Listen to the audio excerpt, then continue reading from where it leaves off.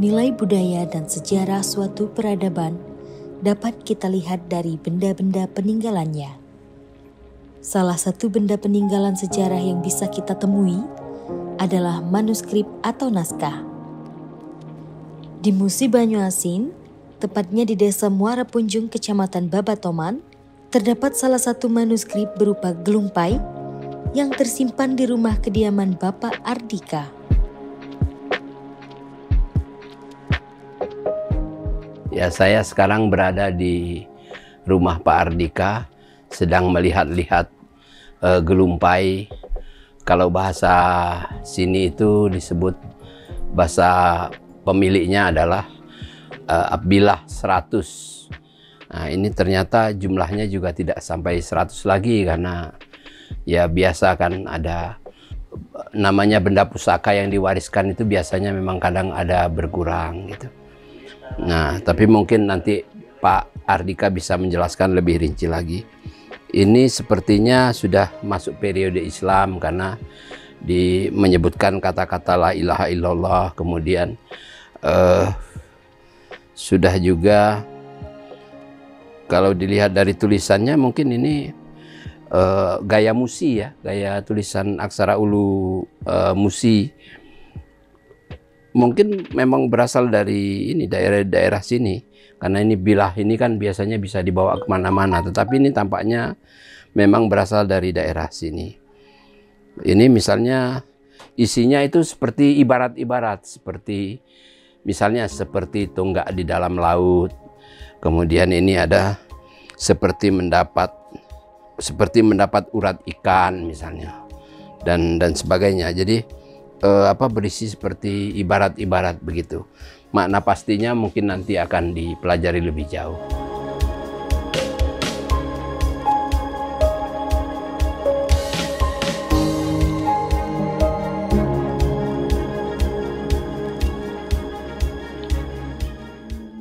Berdasarkan sejarah dari leluhur saya atau dari nenek saya, bahwa Abbillah 100 ini yaitu secara turun-temurun untuk yang memegangnya.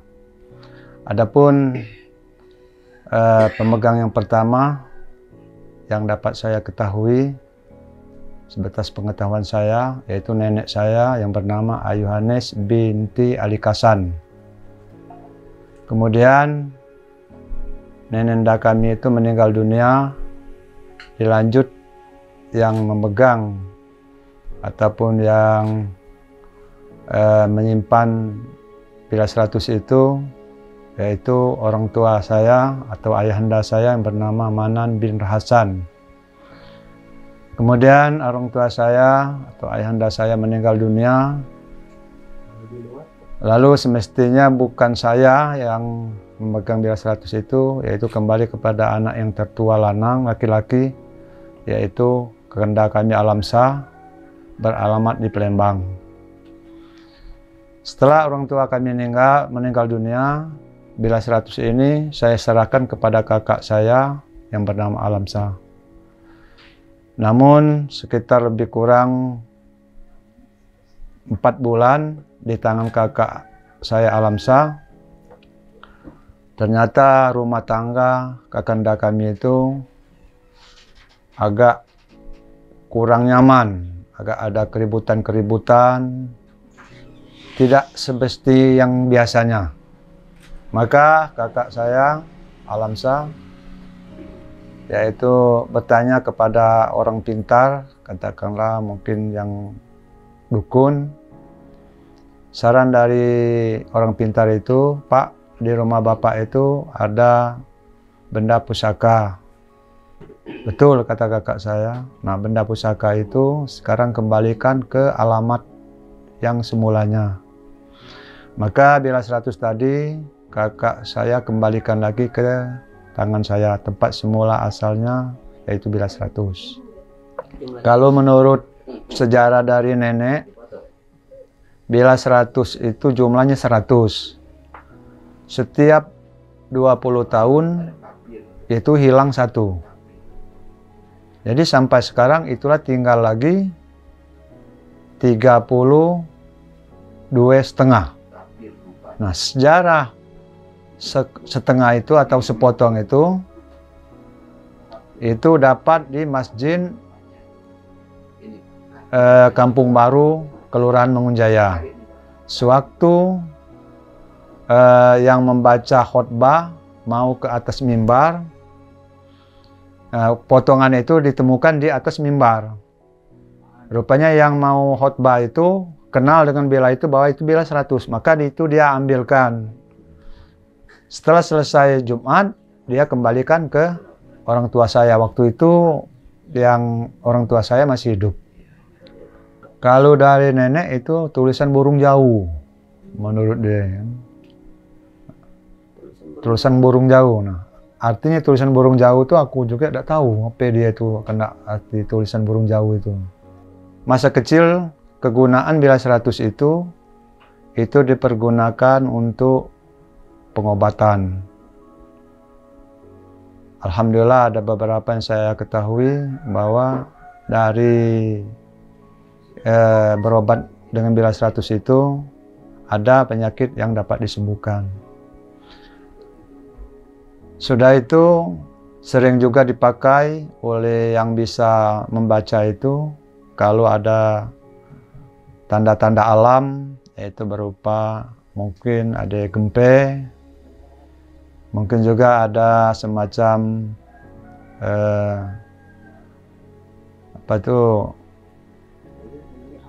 gerhana. Jadi itu ditanya di bila 100 itu ada jawabannya. Setelah yang membaca itu meninggal dunia, itu pembacanya bukan nenek kami, itu neneknya daripada Abu Sari yang bernama Pengawa Bedul. Umurnya lebih kurang meninggal dunia sekitar 115 tahun.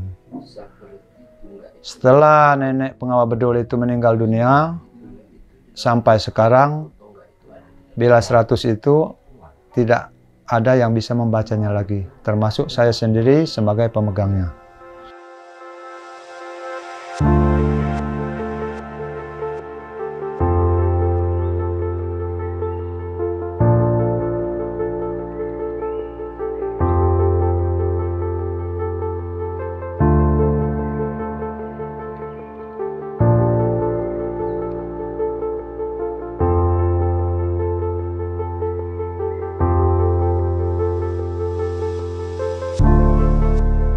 Jadi ini naskah ini kemungkinan barangkali ya tuanya mungkin abad ke-18 ya. Islam sudah masuk yang jelas begitu. Kemudian ini ada uniknya karena ini bilah-bilah, satu bilah ini satu tulisan, jadi seperti puisi, satu baris satu kata begitu. Nah, kemudian jarang ada gelumpai seperti ini. Kebanyakan gelumpai itu dalam satu bilah itu ada beberapa baris. Kemudian aksaranya seperti saya katakan tadi mungkin aksara lokal setempat ya, menggunakan bahasa Melayu pada masanya. Kemudian jumlahnya juga banyak. Ini kalau katanya 100 berarti ada 100 baris. 100 kalimat ya, 100 kalimat yang punya makna-makna tertentu. Sepintas pengibaratan, jadi seperti puisi lah ya, katakanlah puisi menggunakan gaya bahasa ibarat gitu. Nah, tetapi ada juga yang sifatnya tidak hanya ibarat tapi juga memberikan pelajaran gitu, pelajaran tentang bagaimana Islam itu gitu. Di dalam naskah ini. Ini bahasa Melayu pada masanya ya. Jadi karena bahasa Melayu itu digunakan dari dulu sampai sekarang, bahkan bahasa Indonesia berasal dari bahasa Melayu, kita masih bisa paham. Jadi Sriwijaya saja menggunakan bahasa Melayu kuno, kita masih paham sampai sekarang kan. Misalnya di prasasti Sriwijaya itu dikatakan maruwat, membuat ya sekarang. Vaniaga misalnya, berniaga ya, masih ada bahasa-bahasa Melayunya. Nah, ini bahasa Melayu pada masanya gitu. Pada masa saya mungkin abad ke-18, abad 19 sekitar itu. Karakter hurufnya, karakter musi. Kelihatan dari goresannya, tapi ada ciri khasnya. Ada ciri khasnya misalnya di huruf Ra, dia ada ciri khas. Di huruf Ja-nya juga agak berbeda dengan yang ada di Besemah, apalagi yang di Komering gitu. Agak berbeda. Jadi kalau misalnya arti pentingnya ini misalnya ya, Sekayu ingin menggunakan aksara, ini bisa jadi salah satu rujukan penting gitu. Jadi ini loh aksara Sekayu, aksara Musi Banyuasin misalnya gitu. Ini ada salah satu rujukannya. Kalau misalnya ada 3 naskah yang mirip seperti ini, sudah hampir pasti kan. Sudah hampir pasti bahwa itulah huruf yang dipakai pada masa lalu. Huruf Kaganga itu adalah salah satu jenis huruf yang kita pakai ya. Kalau orang Barat menyebutnya, orang Belanda khususnya menyebutnya ada di wilayah Melayu Tengah ya. Bahasa-bahasa Melayu Tengah itu menggunakan aksara ini. Apa itu bahasa-bahasa Melayu Tengah? Ya bahasa Rejang, bahasa Serawai, bahasa Musi, bahasa Komering menggunakan aksara ini. Setipe aksaranya. Hanya ada varian-variannya seperti kalau sekarang huruf Latin juga kan variannya banyak. Nah ini mungkin salah satu varian yang ada di alur Sungai Musi gitu ya. Jadi aksara Kaganga itu berjumlah 28 abjad, tapi tidak semua daerah memiliki 28 abjad itu. Misalnya Lampung hanya punya 19, Komering juga 19, tergantung pelafalannya ya. Kemudian ada beberapa daerah misalnya yang saya jumpai di mana itu? Pali misalnya itu berjumlah 20 saja hurufnya gitu. Jadi tidak mesti daerah itu memiliki 28 huruf itu, karena ada seperti daerah-daerah yang misalnya simbolnya empa gitu ya, tidak dijumpai. Misalnya empa itu tidak ada, misalnya sulit untuk menemukan kosakata itu di Komering gitu kan. Nah misalnya di daerah Bengkulu misalnya, kalau menulis Palembang dia menulisnya Palembang gitu, tapi kalau di Komering ya Palembang gitu, Palembang gitu, bukan Palembang. Nah itulah jadi dialek-dialek itu yang membedakan jumlah huruf dan kadang jenis huruf tertentu gitu. Ini kan peninggalan masa lalu yang masih ada pewarisnya, ahli warisnya, kemudian masih bisa dibaca secara utuh, dan arti pentingnya sudah jelas bahwa ini bermuatan agama ya, bermuatan ke agama Islam. Kemudian dia berbahasa sastra, bahasa tinggi pada masa itu ya. Bahkan sekarang bahasa sastra itu bahasa tinggi.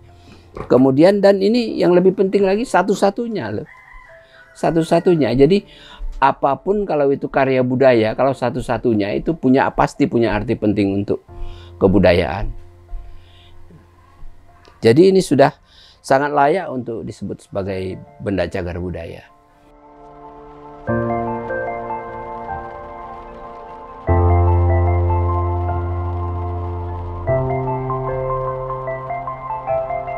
Bilah 100 ini menjadi salah satu nilai penting kebudayaan masa lalu yang harus terus kita gali dan lestarikan bersama.